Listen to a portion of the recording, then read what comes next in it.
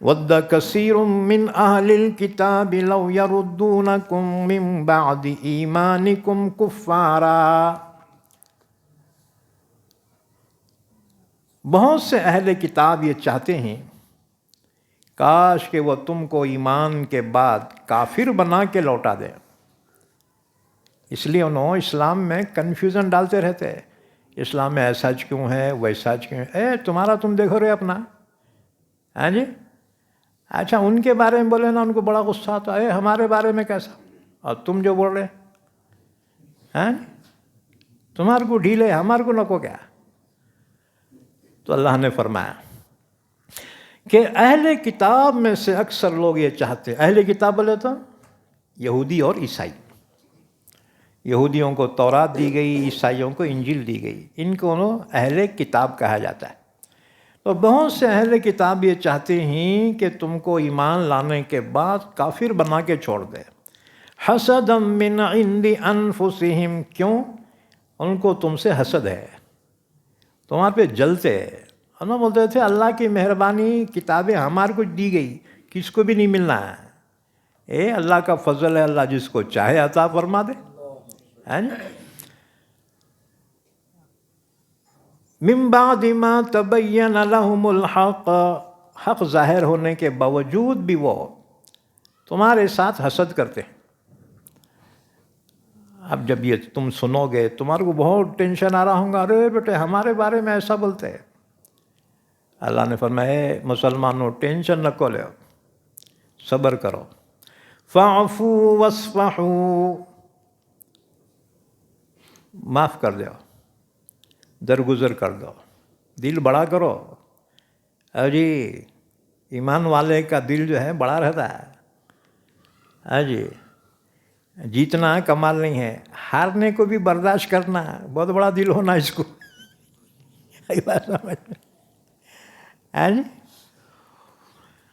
تو اللہ نے فرمایا جو لوگ تمہارے خلاف کچھ کر رہے ہیں نا، تم کچھ بھی نہ کرو، معاف کر دو ان کو۔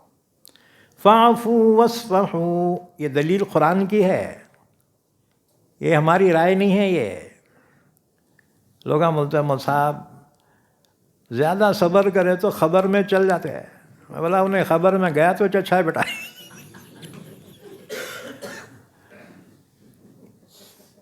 ایک صاحب میرے کو بولے مول صاحب وہ یہ حکم کیا ہے، وہ حکم میں بتایا، انہوں نے بولے بہت مشکل ہے نا جی۔ میں بولا کیا اسلام آسان سمجھ رہا کیا بیٹا ہے؟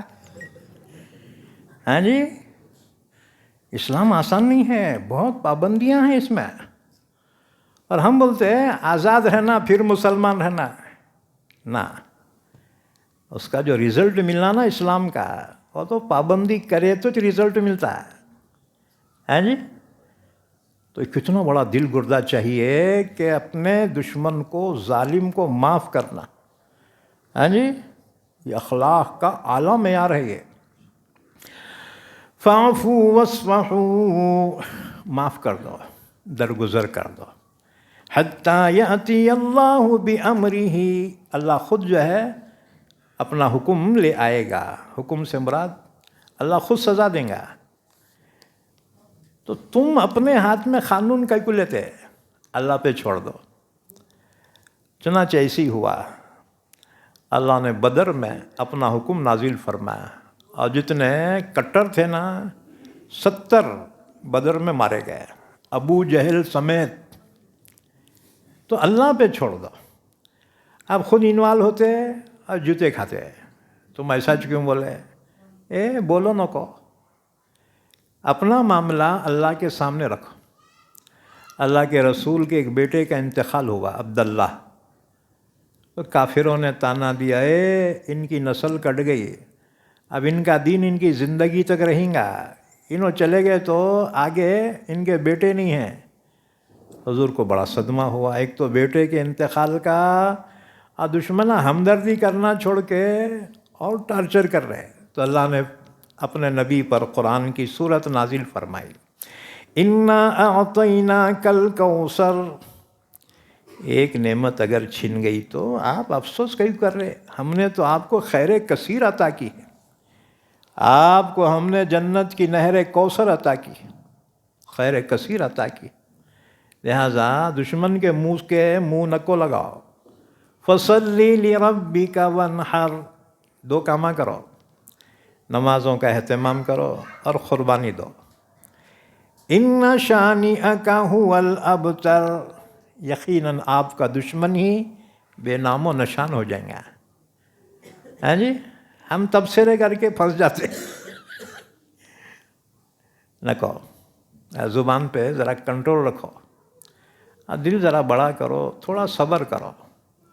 یاد رکھو صبر بزدلی نہیں ہے، بلکہ صبر اللہ کا حکم ہے اور اس پر اللہ کی مدد کی خوشخبری ہے. ان اللہ مع الصابرین، بے شک اللہ صبر کرنے والوں کے ساتھ، اللہ کی مدد صبر کرنے والوں کے ساتھ. یہ قرآنی ہدایات ہیں. دیکھو کیسے کیسے حالات میں قرآن کیا کیا ہدایت دے رہا ہے.